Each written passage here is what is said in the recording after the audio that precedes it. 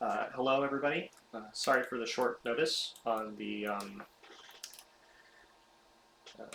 shift to a digital session today. I had some stuff come up and I need to handle it. Um, for starters, we're just going to start with a pretty basic uh, refresher on what we covered on week one, since that was 2 weeks ago at this point. Um, we covered basic camera controls. So to move the camera, you use the Alt button and left click to rotate the camera around a certain point. To move that point, you hold Alt and right click to zoom in, and middle click to move. Right. Um, we also covered moving or adding primitives to an environment. So let's say we want to add a cube that's up here in the top left. Press on the button or press the icon and you'll create a cube, right? To focus in on that cube, you press F. It'll perfectly zoom you in right into the center of that, or center mass of that object. We also covered basic tools. So we have the select tool here, the move tool here, the rotate tool here, and the scale tool here. The keybinds for those are Q, W, E, and R. The other thing we covered here was how to use those tools. So each of these little whiskers are relating to each axis, right? So, and then these little tiles are doing two axes at once. I also made the note not to do all three at once because that can cause issues with aligning stuff. It'll just cause more problems than it solves, effectively. We also talked about the channel box editor here and how you can directly key in numbers to be a perfect size, however you want them to be. So let's say we want these to be all 50 square, right? Exactly. So now it's not actually a square because of some other issues, because this doesn't actually scale universally in the channel box editor, right? But that's how we can get it to be exactly 50 units in size, say. We can also use that to move it, right? So now it's perfectly centered. Same with rotations. So it's, let's say we want it to be exactly 90 degrees, flipped to the right, right? That's pretty much covering all the things that we talked about in the first session. So we're combining the next two sessions together because we didn't do a session last week, right? So what we were going to cover last session was how to edit your geometry. So if you press and hold right click, you have different selection modes, right? So we have the edge select. So now we can only move this edge, or the vertex select, which is the points between edges, right? You need at least 3 edges for every vertex. We also have face move, which lets you move an entire face at once. We can also scale, right, or rotate. And that applies for all of these, right? You also have multi-select, which lets you do any of those at once, or just select the whole object, right? The other thing that we have, another thing that I wanted to note of, was the multi-cut tool. So this tool lets you draw points between on a face by selecting edges or vertices, right? And we can use that to create loops. So if I go to edge mode, I can just create a perfect loop right there, right? So if I select that edge by double clicking on it, I'll select the whole loop at once. We can also use, if I press and hold shift, it'll snap to increments of 10%. If I use shift control, it will snap, it will do automatically do a loop for me, right? And that can go in all axes, in all directions. So another tool that I wanted to discuss was the extrude tool. So that is Control E, and that lets you make an extrusion on the piece, right? So let's say I want to, let's say I want to make this sort of shaped like an L, right? So I can do that, and then that. Let's rotate the whole thing this way. Hey, look at that, it's the letter L. Crazy. Another option we have is the bevel tool. So let's say we want to make this corner, or these corners a little rounder, right? So I can go up here and press this button here, or press Control B, as in boy. And it will let me bevel the tool, or bevel the object, or the parts of the object that I made, or selected. And so that helps me sort of fine tune how round I want an object to be. This little window here shows how big the bevels are.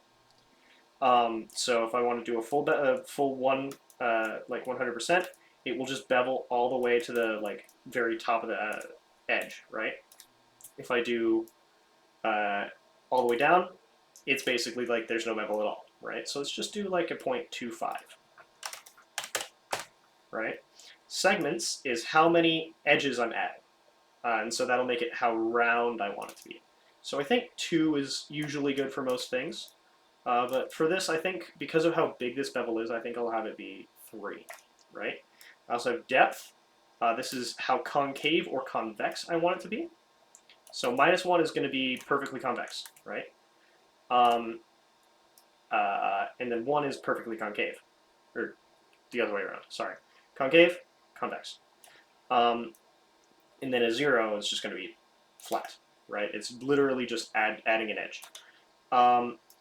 So I think for this, we'll just sort of do like 0.5. That seems good, right? I like that. That seems nice. We also have a few Boolean tools that I wanted to discuss. So let's say I want to just sort of cut a hole in the middle of my L here. I can select my cube and my L, and click difference. Sorry, the other way around. It always gets me. So click my L, and then my cube, click difference, and now there's a hole in my L, right? And then if I do this a little better here.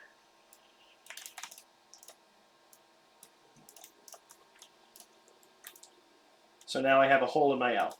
Now if I want to keep it that way, I select Polysurface 1, and then go to Edit, Delete by Type, History. And now it's just as if now it's just this object, right? There's no live object that I can edit. Say I wanted to just make it like that, right? I can just edit the size of this object and how I want the actual cut to look. Lets me sort of fine tune it. I wouldn't recommend doing more than one bevel at a time before resetting the history on it, because that can cause issues, or Boolean at a time because that can cause issues, right? The other thing that we can do is select both objects and then combine. And now they're one object. They're one solid piece, right? So if I were to go into wireframe mode beforehand, there's all this geometry on the inside. To switch to wireframe, I press 4, right? So you can sort of see like these edges are in here, right? Now if I select both, the wireframe still says that they're there, but if I zoom in on the actual inside of the object, hypothetically, it should not exist. Except it is, because it's causing me problems and it wants me to cry. Either way, they're one object now. They'll act as if they're one object. It's probably because I didn't delete by type. So now, are you one thing? No, okay. Either way, I've made two things into one thing, right? And so whenever I export this as an STL into my slicer, it's going to treat them as one thing. Now, that was roughly what I wanted to talk about for our tools today. we also have a few others. Feel free to experiment. Some of the fun ones that I like to use is mirror, which lets me literally take half an object and flip it and make it, and then boolean those together into one solid object. We also have snapping up here, which lets me sort of snap between different points. So this one lets me snap to grids, so this little grid here. Snap to curves, which we're not really going to mess with at all. Snap to points, which is it's going to snap the center of mass of whatever object or point you have to vertices on another object, right? Snap to projected center is literally snapping it to the center of whatever the object is. Snap to view planes, doesn't matter, we don't care about it. And general, make the selected object live, we do not care. We don't want to mess with it. It's just not really for our use case here. The next step we wanted to do was, and this is going to be your assignment, quote unquote assignment for the next couple of weeks, is we're going to be making a simple weapon. So say, for example, I want to make like a combat knife, right?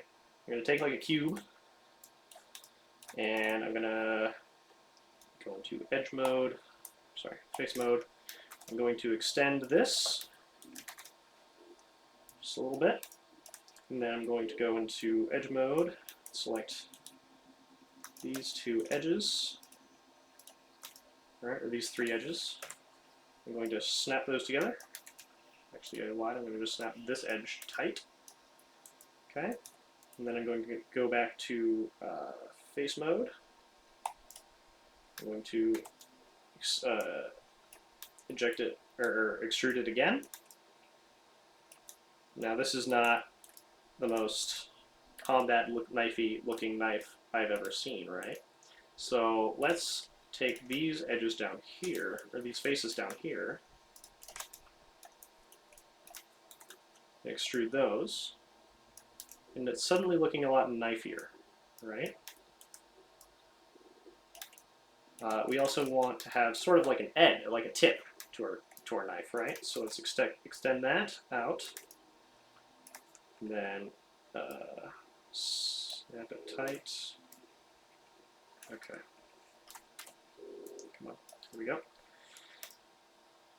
And perhaps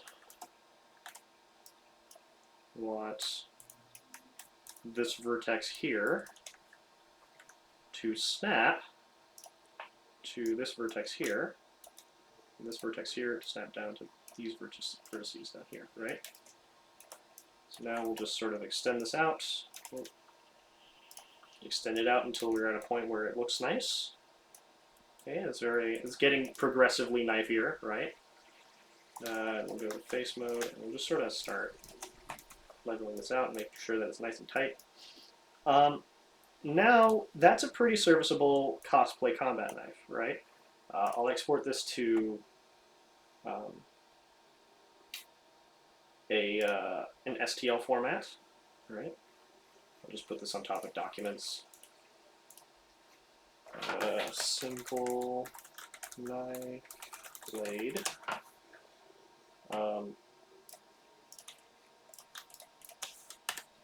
And I'll just throw this right on here, right? Into my slicer. We'll cover this later, but just for the sake of sort of showing the process from beginning to end in a matter of a few minutes, right? Now this knife is comically large, right? So maybe let's make it smaller, or perhaps, yeah, let's make it smaller. So we'll go down here. We'll just say like 75% spot size. That's better, right? Of course, this is super quick and super dirty, but it should just print pretty nicely, actually. And that took me, what, like 5 minutes? You guys are going to have 2 weeks. Come up with something really cool, something that you like. I'll also add that if you want to add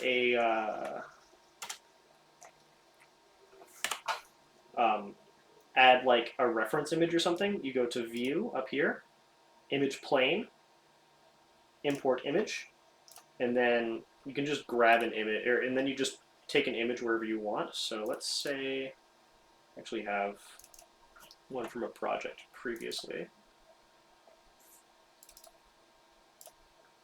So let's say I want to like make this sword, right? Now, I have my reference image. I can start building around that, right? And you can just pull those off of the internet. I think it takes just about any format, so yeah. That's it for today. DM me if you have any questions. I know it was pretty fast, but a lot of this stuff is really simple, and you guys took to it really fast last time. So I believe in you guys. If you have, like I said, if you have any questions, just shoot me a DM, and I will definitely help you out. Well, bye bye.